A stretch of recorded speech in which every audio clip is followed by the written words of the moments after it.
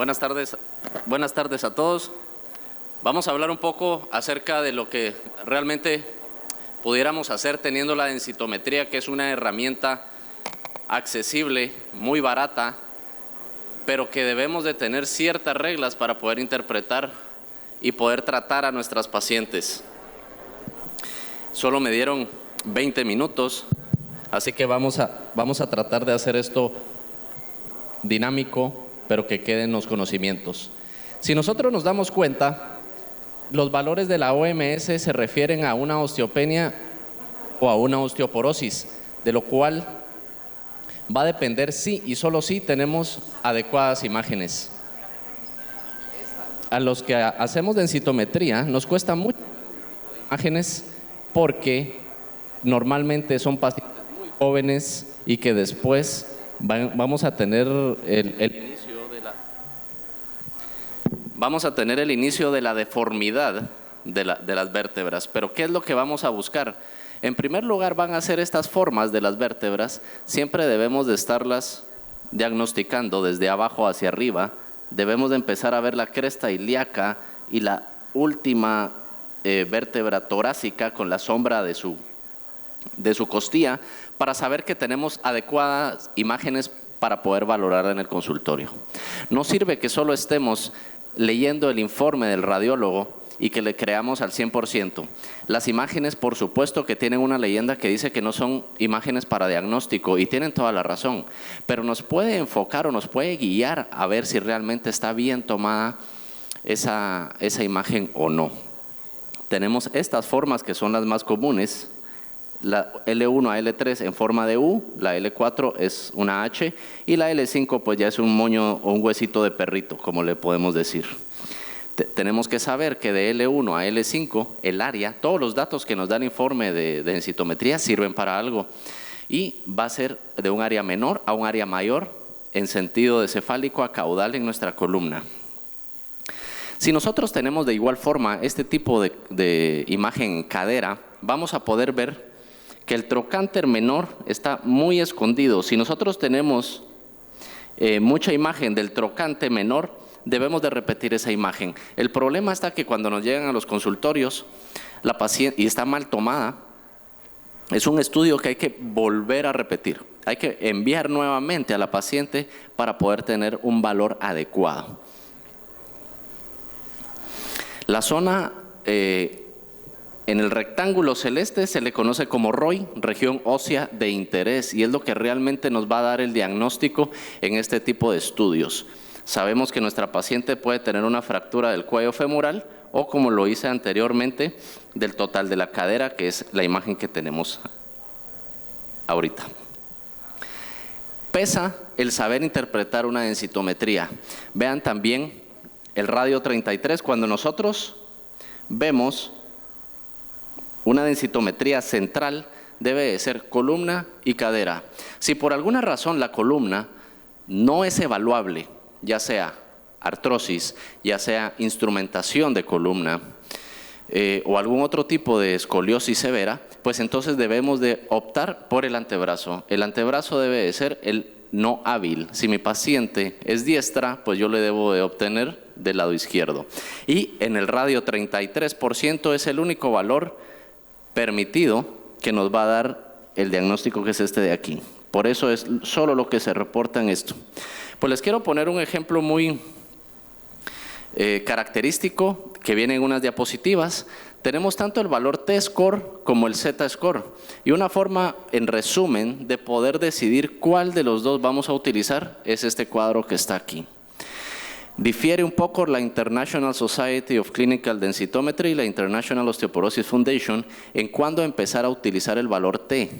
Pero el valor T es las desviaciones estándar que estamos comparando a nuestra paciente de X edad, entiéndase 50, 55, 60 años, comparadas contra las mujeres entre 20 y 30 años, por muy injusto que se oiga eso.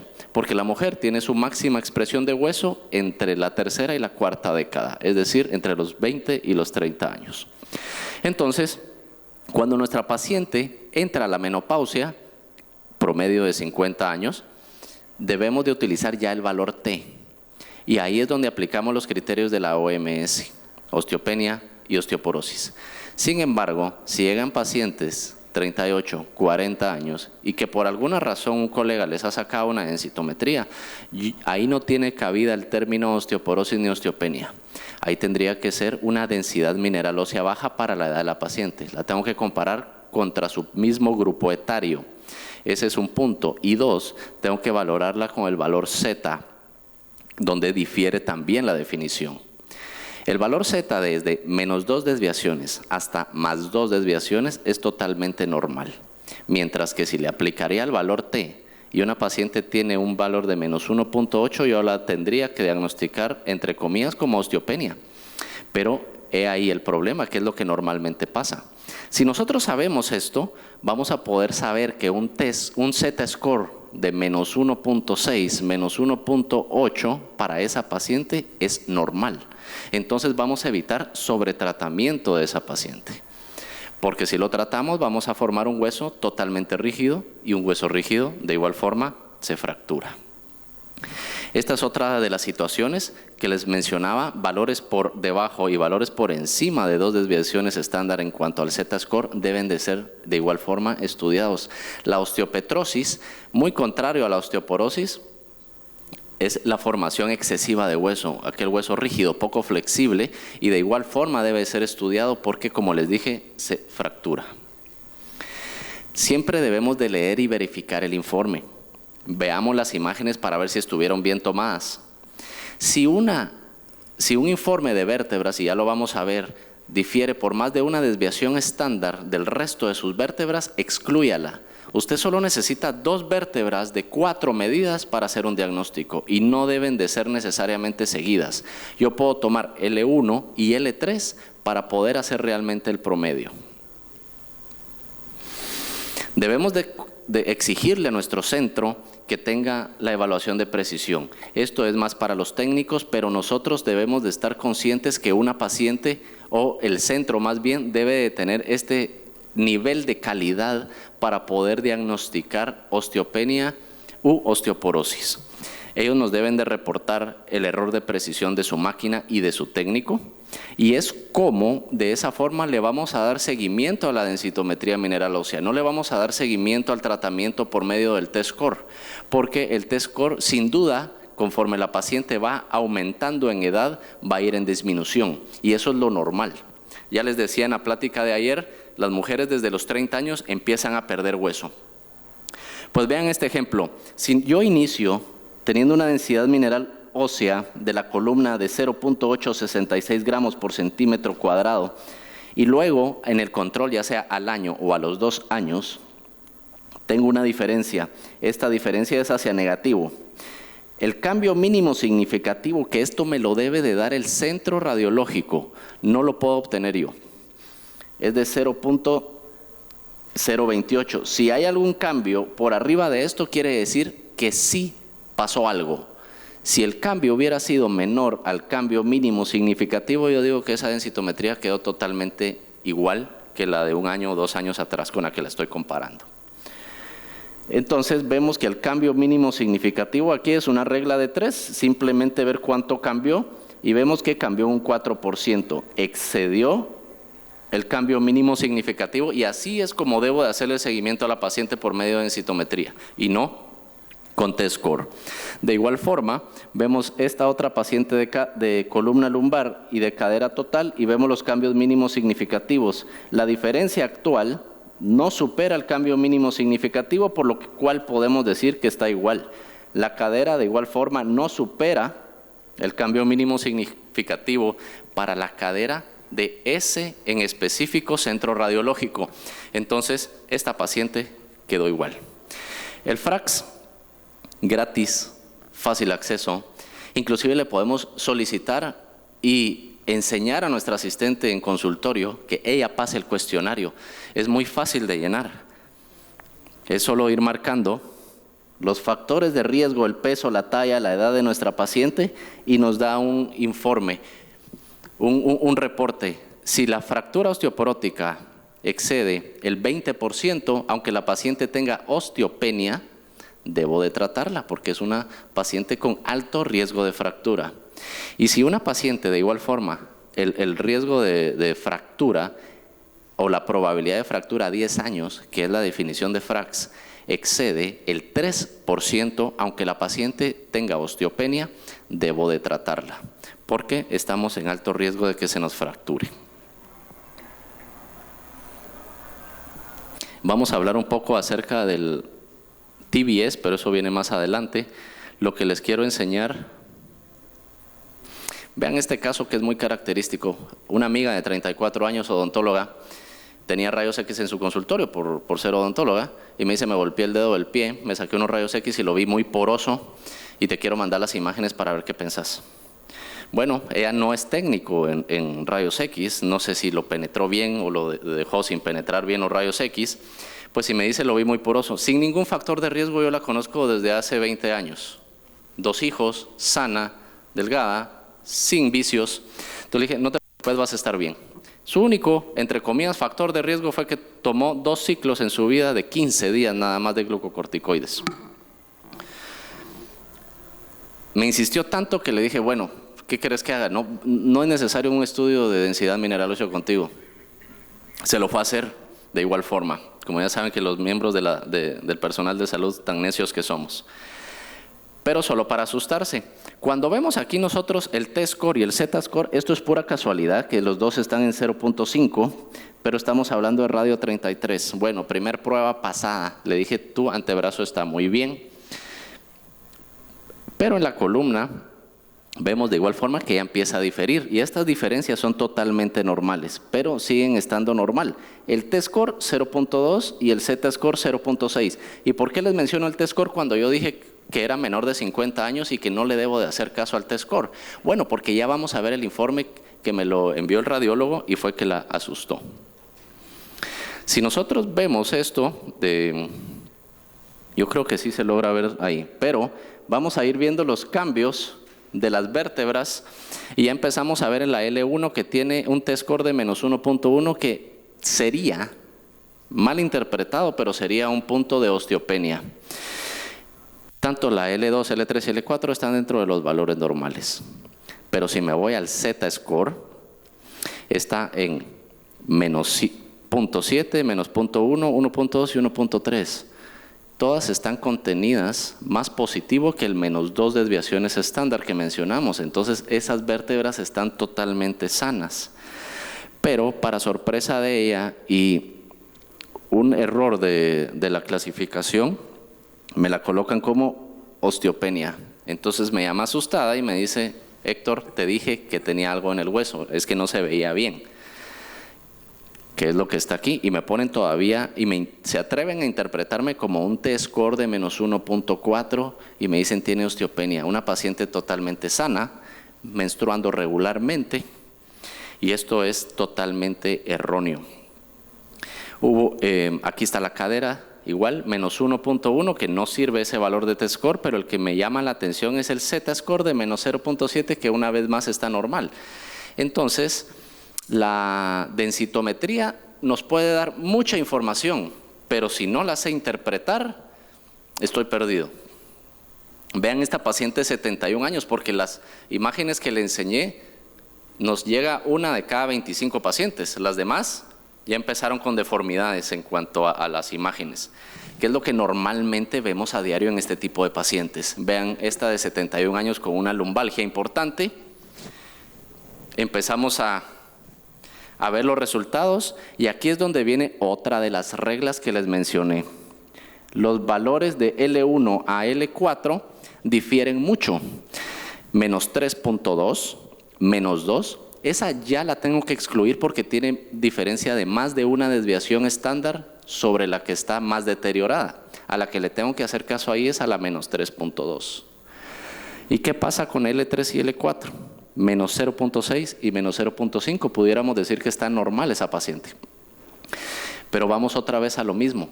Veamos las imágenes. Se ve bastante deteriorada o bastante radiolúcida esa imagen de L3 y L4. ¿Por qué? ¿Habrá alguna fractura o no? Porque la máquina no, en este tipo de imágenes anteroposteriores, no podemos diagnosticar nosotros fracturas vertebrales. La cadera de igual forma tenemos un cuello en -2 y un total en -2.3, que son valores de osteopenia. Son los únicos dos valores que debemos de hacerle caso en la de cadera. El triángulo de Wartz siempre va a ser el peor puntaje de nuestra cadera y no sirve para absolutamente nada.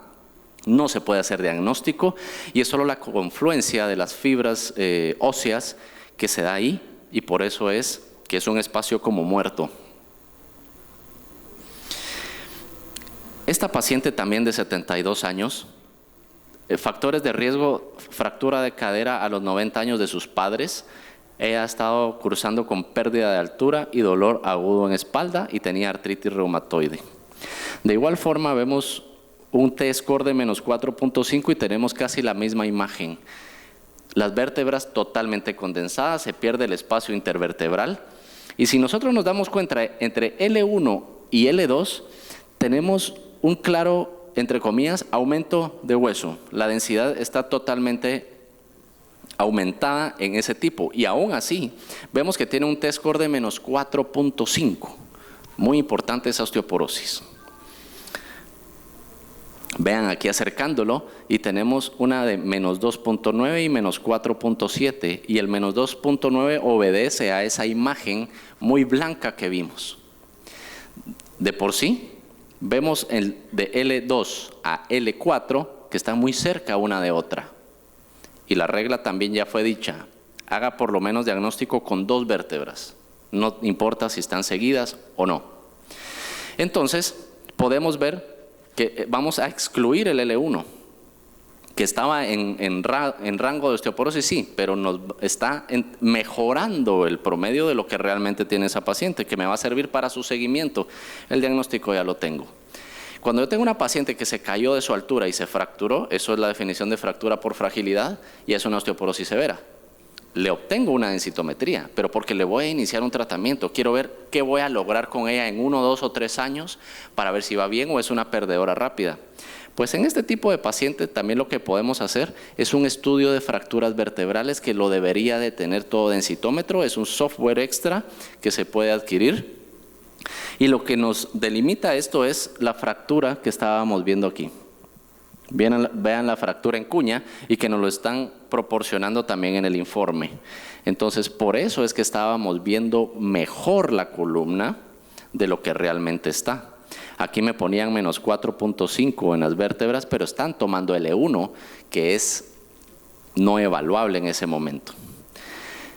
Las conclusiones de la densidad mineral ósea es que excluya fracturas de vértebras, ya sea por medio del estudio de fracturas vertebrales, que es el software que trae el densitómetro, o bien tan sencillo como unos rayos X de columna lateral. Podemos obtener resonancia magnética, sí, es mucho más caro y nos va a servir solo sí para ver si una fractura es aguda o no. Si hay edema alrededor de las vértebras y hay dolor, ya nos indica que pudiéramos llegar a pensar en hacer una vertebroplastía o una cifoplastía, que es meter cemento dentro de la vértebra para volver a ganar altura. Y tengo un par de minutos nada más para hablar del TBS, que es el Trabecular Bone Score.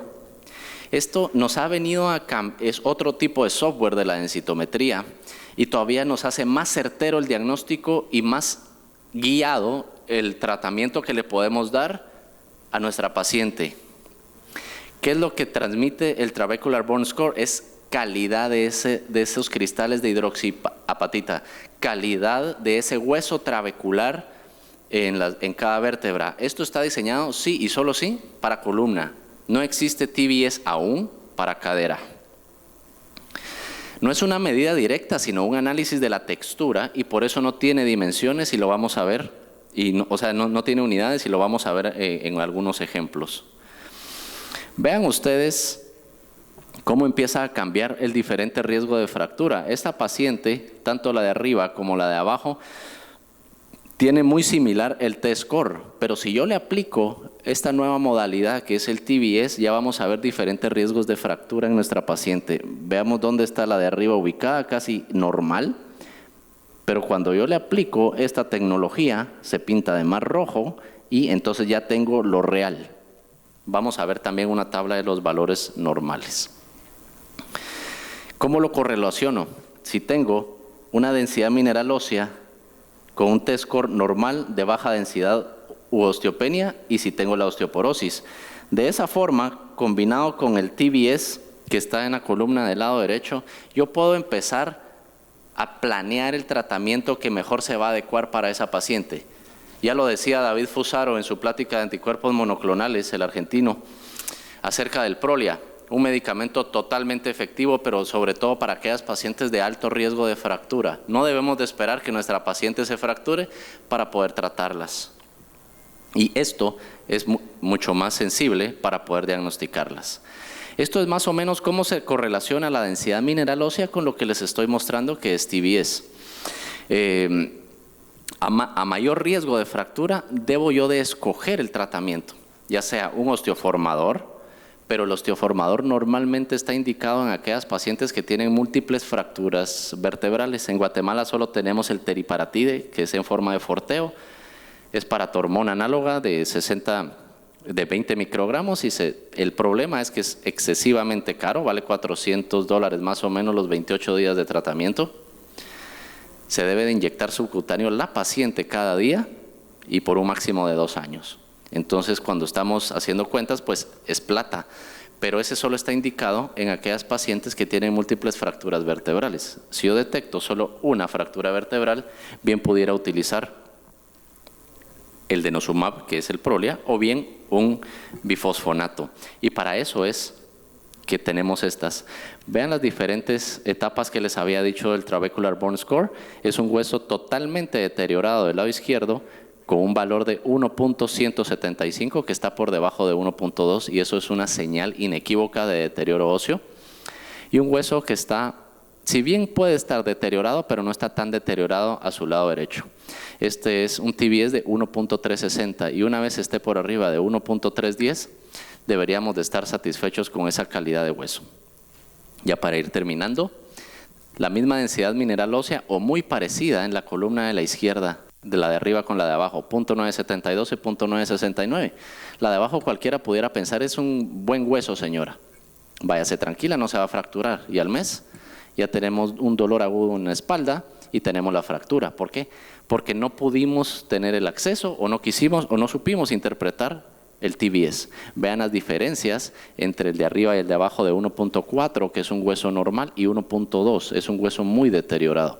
¿Cuándo utilizamos el TBS? Sobre todo cuando estamos pensando en osteoporosis secundaria, ya sea hiperparatiroidismo primario, hiperparatiroidismo secundario, hipertiroidismo, pacientes que han estado expuestas a glucocorticoides, pacientes que han estado expuestas a anticoagulación, sobre todo la warfarina, pacientes que fuman o diabéticas. Esta es prácticamente la misma imagen, ya sin color. Vean las imágenes de en medio en zoom, cómo va cambiando la microarquitectura y eso es lo que va a detectar esta técnica, que es muy importante. Y 2 diapositivas más. ¿Cómo funciona? Elabora la escala de grises. Imaginemos, y esto lo dicen todos en las pláticas, un gran bosque. Es más fácil contar los espacios vacíos que contar todos los árboles que contiene la maleza de bosque. Y eso es precisamente lo que me va a detectar el TBS, haciendo más efectiva mi densidad mineral ósea, más certera y sobre todo mayor seguridad del médico para poder tratar a una persona y poderle explicar a la paciente cómo es que va a ir cambiando su tipo de hueso. Cada vez que iniciamos un tratamiento, y con esto termino, no le digo a la paciente que vamos a recuperar su hueso como cuando era quinceañera. No debemos ni siquiera pensar que va a mejorar significativamente el hueso en un año. El hueso va a ir mejorando a raíz, dependiendo qué tratamiento utilicemos, pero con el transcurso de los años venideros. Lo más importante cuando tratamos osteoporosis es reducir ese riesgo de fractura. Y eso ya lo estamos haciendo con cualquier tipo de intervención que tengamos, ya sea medicamentosa o cambios en el estilo de vida. Y para eso es que nos va a servir la densitometría y el TBS. Pero es de mucha utilidad con la adecuada interpretación. Nos sirve para definir el tipo de tratamiento y seguimiento de pacientes a largo plazo.